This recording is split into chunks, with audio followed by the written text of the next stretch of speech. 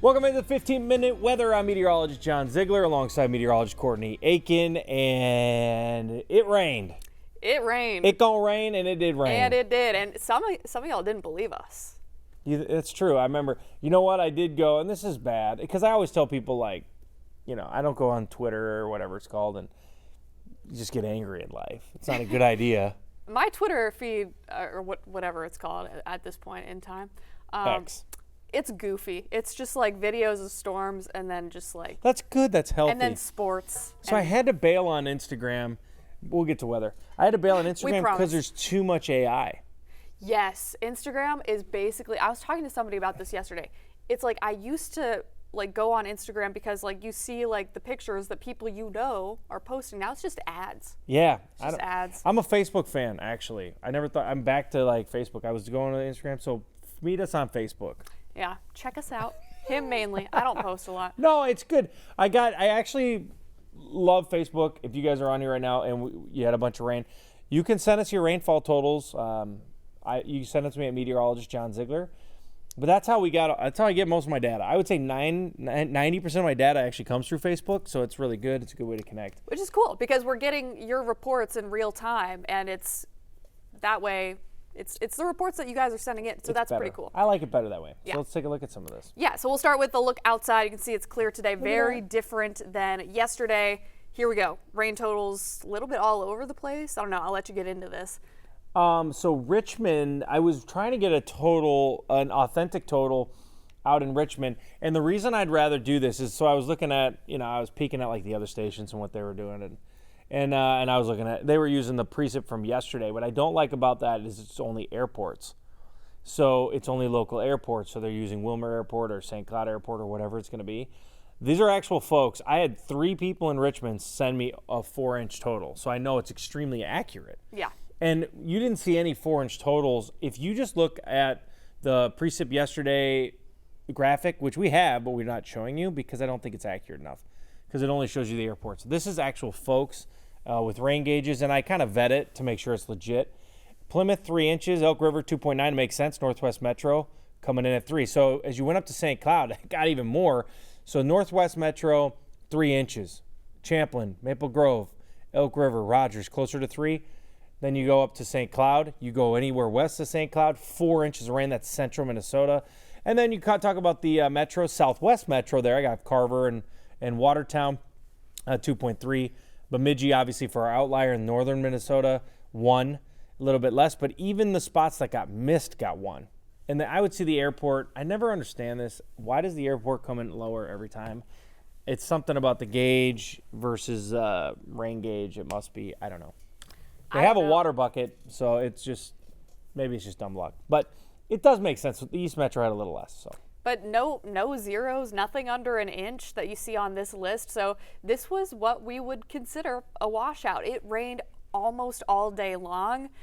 Trying to find time to get outside with my dog, for example, was tough because he refused to go outside if there's any rain.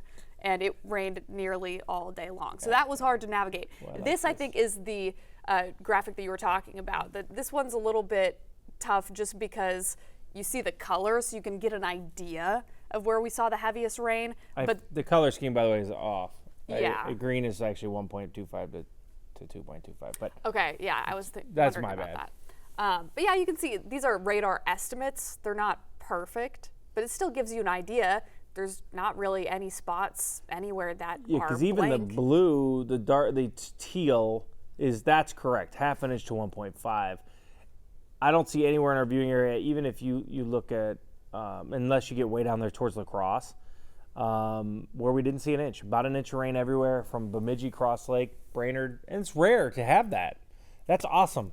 That's perfect, and now we can feel like we can dry out. But yeah, I mean, the bullseye was Wilmer, Granite Falls, New Ulm, Mankato, St. Michael, West Metro. So that's why we showed a lot of totals. West Metro through St. Cloud. And I put the dot on where New Richmond was so that's pretty close. I actually think that the estimates were a little lower in reality. These are all, yeah.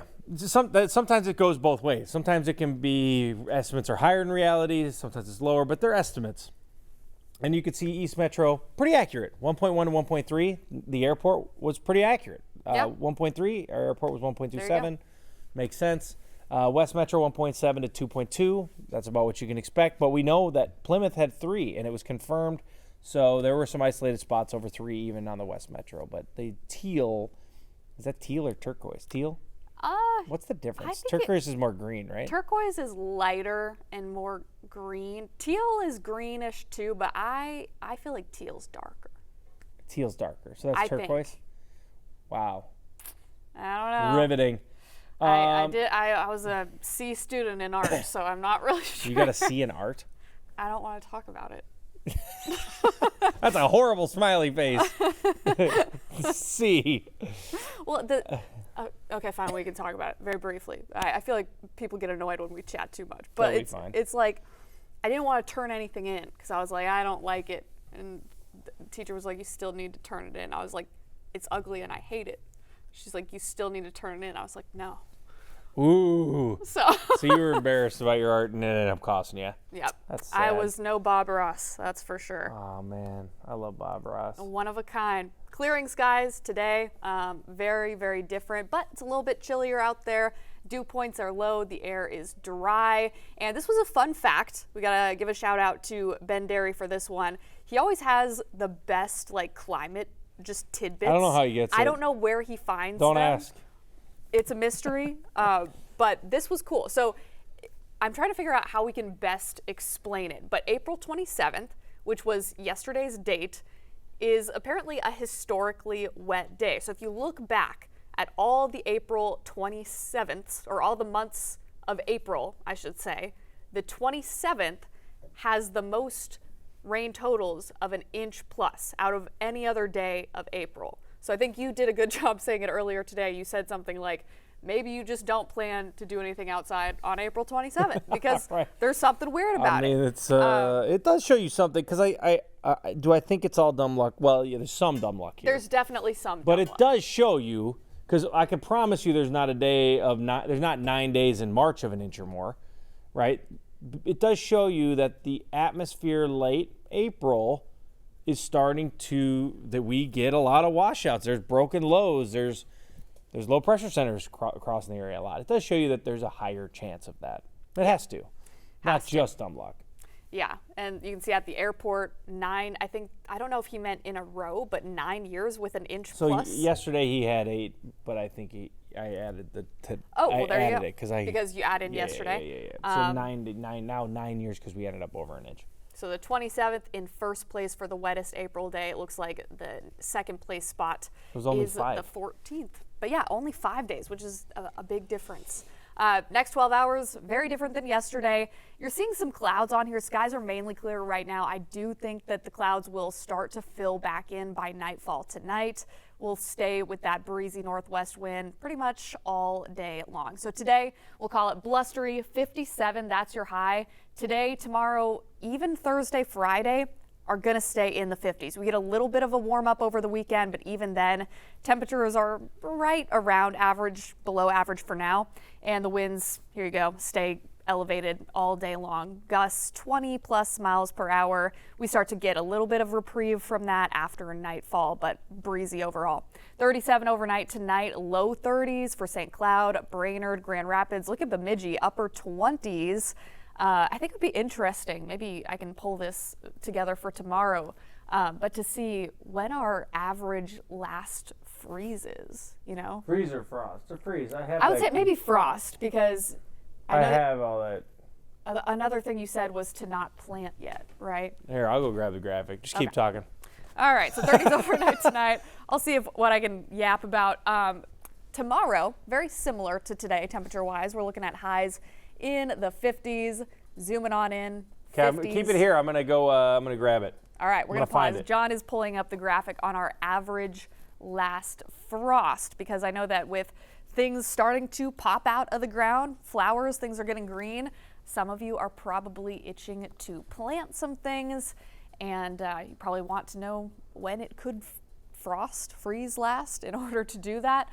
I admittedly am a terrible resource for that because I've never kept a plant alive in my entire life. I work fast. There we go. All right, so probability of the last 32 degrees Is this what you meant? Fahrenheit at MSP. 32 degrees, of course, is freezing. So it's most likely, 90% is the probability that it's May 10th. Sometimes it can happen earlier. So yeah, so I think this is a little bit of a confusing graphic, I feel like. A little bit. But I think I can map it. So I always tell meteorologists, like the young Mets in the class that I teach, right? I tell them that everybody's got like a bugaboo graphic or like a something like a that'll trip kryptonite. you up. Yeah, for me it's anything that's an explainer that is written out, because I'm such a creative mind. I can't follow the rules. Like, you know what I'm saying? Like, I'm an outlaw. I have to live like that. These graphics are like put you in a box. Do you ever feel like that when there's a ton of writing on them? I'm like, do you read it or do you explain it? Anyways, I get caught in the middle. All right, so I'll try to explain this here. So 9 out of 10 days, if on April 10th you're sitting there, 9 out of 10 years, you're done with 32 degrees. 1 out of 10 years, you will still hit freezing after May 10th. Okay, got it. Yeah. So 8 out of 10 years by May 4th, you're good to go. 7 out of 10 years here. So we actually have surpassed 50-50, right? So by today's date, there's now probably a 60% chance that we don't hit 32 degrees again. There's still a 40% chance we do. So again, this is kind of like gambling. Right. You know, but like in blackjack, if you ever give me 60% odds, I'm going to take that every time, because they don't give you 60%. So theoretically speaking, you could rip it now and you probably still make it. But with our week and our forecast, it looks like maybe you don't want to, because this is just data, historical data. But I think Saturday we could easily drop below 32 degrees. Be interesting. Yeah, I mean. And then after that, then go ahead and plant. Cold mornings. I mean, I don't know if this is the next graphic that I have. Okay, so highs over the next 5 days. You can see the average right now is 62. By the weekend, that average bumps up to 64. Not a lot of change, but we are technically speaking below average as we head through the end of the work week. Mid-60s Saturday, 67 Sunday. There are some models that want to put us in the 70s on Sunday. I don't know about that, because I also saw, keep going. Sorry. No, it's okay. I don't know why I had this graphic in here twice. There's what I wanted. I was going to say, too, that models are dumping us on Wednesday, Thursday, Friday. They're trending lower. Okay. So I trended it a little lower today, and we might have to go even lower. Yeah, especially because you can see the outlook pulls us below average. So I didn't take a big look at Sunday. So Sunday is going 70s. That would be nice.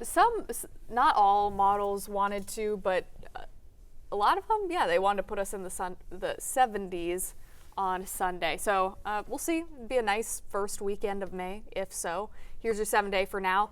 Like we said, Wednesday, Thursday, we might have to tug those high temperatures down a little bit lower. So 50s today, 50s tomorrow, 50s through the end of the week. Friday is the first day of May.